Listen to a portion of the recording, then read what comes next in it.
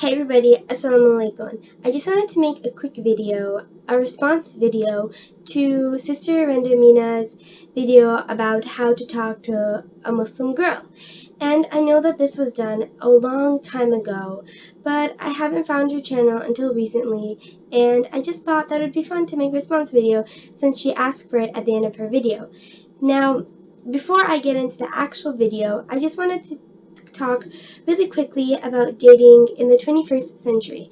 Now, I know this is a pretty controversial subject, but I want to give my opinion and views on this topic because I saw a lot of comments below her video about this subject, about why are you spreading or promoting something that is haram, and dating is haram in Islam, and girls shouldn't be dating. I just sat to myself and I thought for a minute that what is dating? You know, dating according to what standards?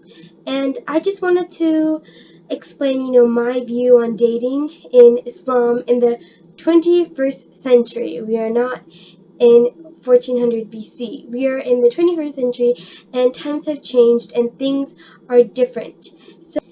And my question is, then what should we doing? Should we be waiting for an arranged marriage? I'm not saying to drop your lives and go date, but what I'm saying is that I think dating is perfectly acceptable within some certain guidelines. Now, dating in my book, it might be very dating to maybe very different to dating in today's society. My dating is you have no sexual benefits throughout the course of the relationship. I mean the dating period of your relationship. You don't have any sexual benefits. He doesn't ask for any sexual benefits. You guys don't desire any sexual benefits. It's strictly on a communication level. Now, I think this is the most important part. You get to know her personality, who she is, how she thinks, her train of thought.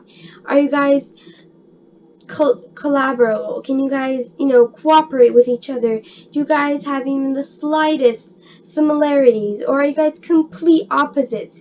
He's hot and you're cold, or you're cold and he's hot, and you guys would never be able to make it in marriage. I think it's really an important fact to actually go and date someone.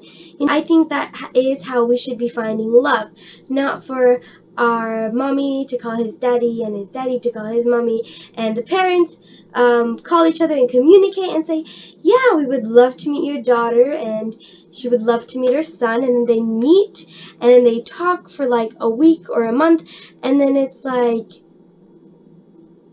the wedding's on Saturday. Really? No, we should be able to experience love and choose our own partners. I think that this is totally acceptable in today's standard. In Islam, I think there are some given guidelines that we all must follow. But as society moves on and the times become more modern, we need to adapt our beliefs to that time period. We need to move on progressively as a society, as well as a community, as a Muslim community. We need to question things, and we need to be able to apply them to today's standards. So I think it's really important that people understand that I'm not saying to jump into a relationship. I'm just saying that I think that dating is completely acceptable within the given limits. I think it's so important to be able to see different partners and check it out and find love. I'm totally against arranged marriages. That was my take on it. I just wanted to share it with you guys. And let's just jump right into the topic of this video: how to talk or how to act with a Muslim girl, assuming you are a Muslim guy. Now, first thing that comes to my mind is honestly appearances. When you walk up to a girl, please make sure that your appearance is suitable for what you are going to talk about. So you are going to obviously approach her and, ask to talk to her. If your pants are below your butt and they're down to your knees, that's a complete turnoff. She won't want to talk to you. I mean, guys, just appropriately. You have your style, you have your swagger, you have all of that. That is awesome. You keep doing that. But do dress appropriately. Keep the pants where the pants are supposed to be at the waist. Keep the shirt where the shirt's supposed to be at. Keep everything where it's supposed to be at, and add your little pizzazz to it. But keep it appropriate, guys. Don't start with, can I have your number? I think that is such a bad, I don't know what you call it, pickup line or communication starter, conversation starter. Don't start with, can I have your number? I mean, you guys won't believe. You think that this doesn't happen. It happens, alright. Trust me, it happens. People just walk up to you and you're like, can I have your number? No. I'm not a robot. You gotta communicate with me. Okay? It's not a serial number. 5266789. Oh, thank you. Goodbye. Hope you had a wonderful service. No. Okay, it does not work like that. So I think it's really important that you actually communicate with the person, you talk to them, you meet them several times, and then you get the number. The number is at the first stage. Talk to the girl the way that she deserves to be talked to. And this goes for every girl in the whole entire world, not just for Muslims, but for some reason, I think that pickup lines are completely not cool, and I don't know.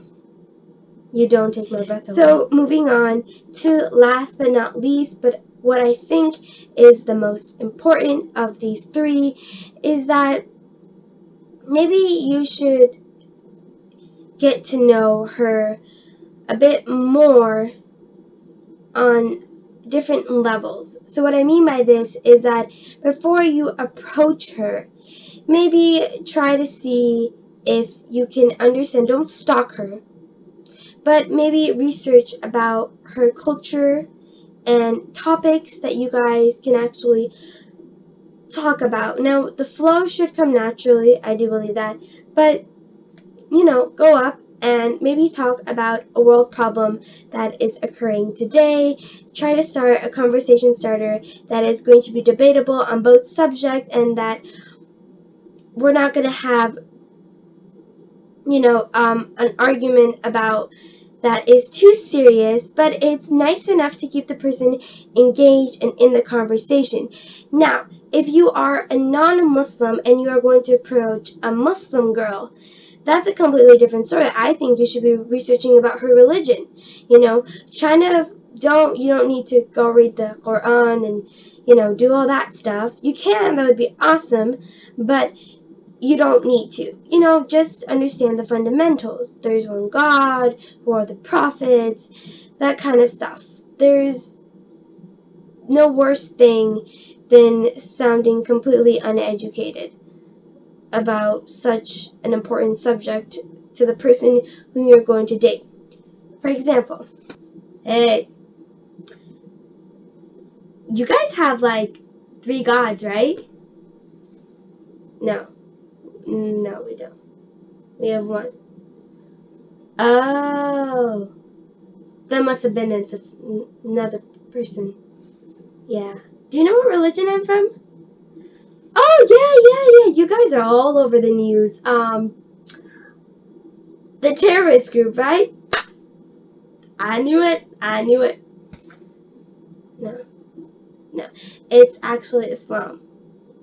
And we're not terrorists. This has happened before. I'm not exaggerating. Guys,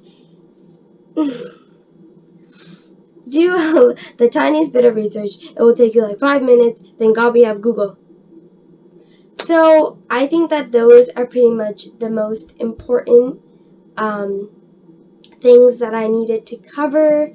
I will do a separate video on how a non-Muslim, if a non-Muslim should date a Muslim, or if they should get married, and how that goes. But that's it for this video, guys. I hope you got something out of it. I hope it really helped you guys. And leave all your comments and criticisms down below.